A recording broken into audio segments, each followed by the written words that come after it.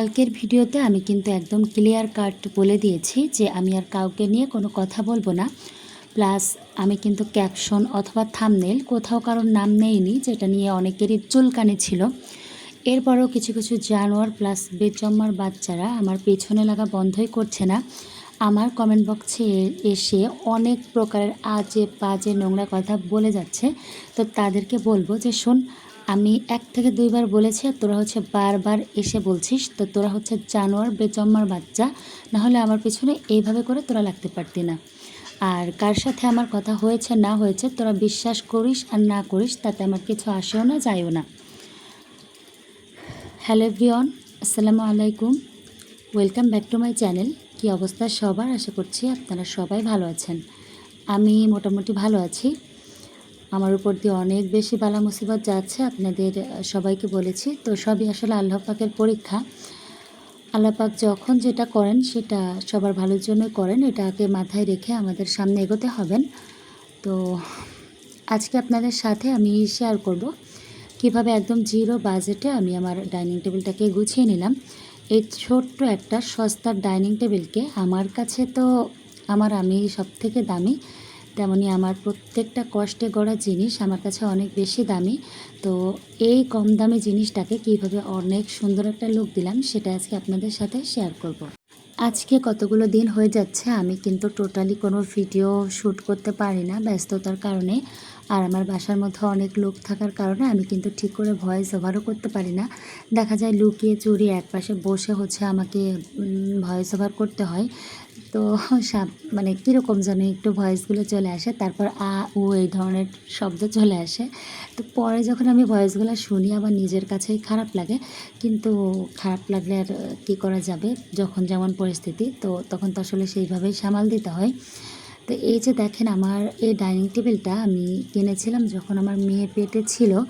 আমার হচ্ছে নিচে বসে খেতে খুব কষ্ট হতো। তো একদিন বললাম যে আমার কাছে অল্প কিছু টাকা আছে, আপনি আর কিছু টাকা দেন, একটা ডাইনিং টেবিল কিনে আনি।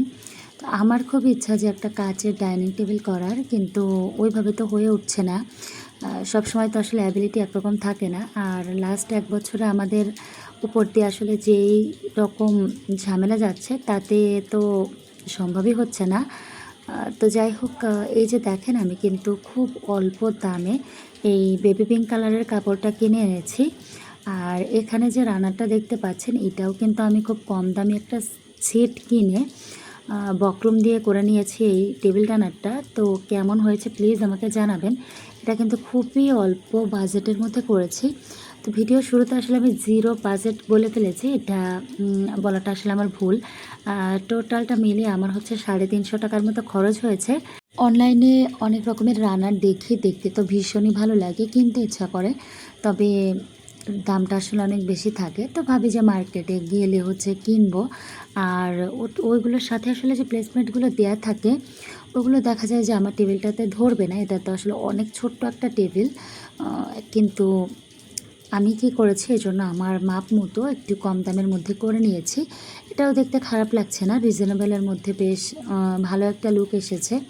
আমার এখানে আলোটা একটু কম, তো আর রাতের বেলায় ভিডিওটা শ্যুট করা, তার জন্য একটু কেমন এসেছে কালার। তবে এটা হচ্ছে বেবি পিঙ্ক কালারের উপর লাইট কালারের খুব ছোট ছোট ফুল দেওয়া পার্পল কালারের। তো দেখতে বেশ ভালোই লাগছে। আসলে একটা সত্যি কথা কি যে আমরা অনেক সময় অনেক ধরনের দামি দামি জিনিস দেখি, যেগুলো দেখে আসলে আমরা চিন্তা করি, আমি নিজেই চিন্তা করি যে এটা যদি কিনতে পারতাম, ওইটা যদি কিনতে পারতাম। হ্যাঁ, খুব একটা যে ইচ্ছা করে নিতে এরকমটা না, তবে ইচ্ছা করে তো। কিন্তু আমরা যদি চেষ্টা করি আমাদের যা আছে তার মধ্যেই আসলে সব কিছু পরিপাটি করে রাখতে পারি। একটা কথা কি জানেন, সৌন্দর্য আর পরিপাটি জিনিসটা কিন্তু অনেক আলাদা। যেমন আমাকে সবাই বলে সুন্দরী, বাট আমি নিচে কিন্তু পরিপাটি না। আমি আমার নিজের প্রতি অনেক বেশি অগোছালো। তো দেখা যায় কি যে আমার খুব সুন্দর সুন্দর আসবাবপত্র থাকলো, খুব সুন্দর সুন্দর ফার্নিচার থাকলো, তবে জীবনেও একটা ফার্নিচার আমি হাত দিয়ে মুছে দেখলাম না।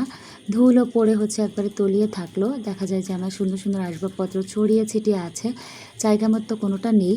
তো ওইরকম আসবাবপত্র থাকার থেকে যদি আমার কয়েকটা প্লাস্টিকের কৌটাও থাকে আর সেগুলো যদি আমি জায়গা মতো গুছিয়ে রাখি, তো আমার কাছে মনে হয় যে ওইটাই অনেক বেটার।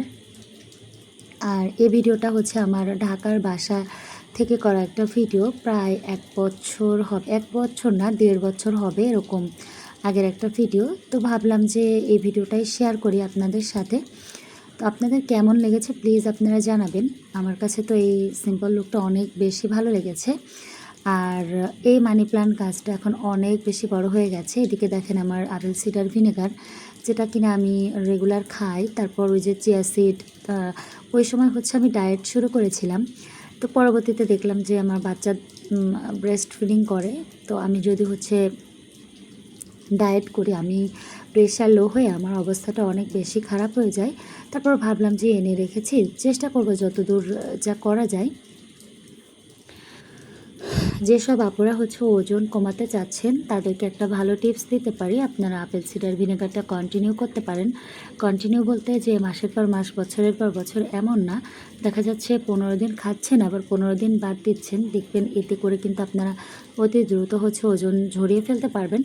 আমার তো ২টা বাচ্চা, কিন্তু আমাকে দেখে কেউ বলতে পারে না হ্যাঁ আমার বয়স কম, এটা ঠিক আছে। তারপর আমার বডি ফিগার দেখে এটা আসলে কেউ বলে না, কারণ আবার আমি যেই পরিমাণ খাই সেই তুলনায় কিন্তু আমার ওয়েটটা অনেক কম থাকে। তো সবাই জিজ্ঞাসা করে যে আমি কীভাবে 2টা সিজারের পরও এত মেনটেন করে রাখি নিজেকে।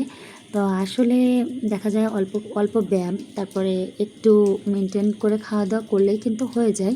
আর আপেল সিডার ভিনেগার তো অনেক বেশি প্রয়োজন। তো এই তো দেখেন আমার ছোট্ট ডাইনিং টেবিলের ফাইনাল লুকটা কেমন হয়েছে প্লিজ সবাই আমাকে কমেন্টের মাধ্যমে জানাবেন।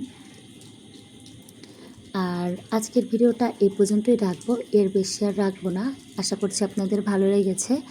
আর ভিডিওর ভুল ত্রুটিগুলো ক্ষমা সুন্দর দৃষ্টিতে দেখবেন। কোনো কিছু খারাপ লাগলে কমেন্টের মাধ্যমে জানাতে পারেন।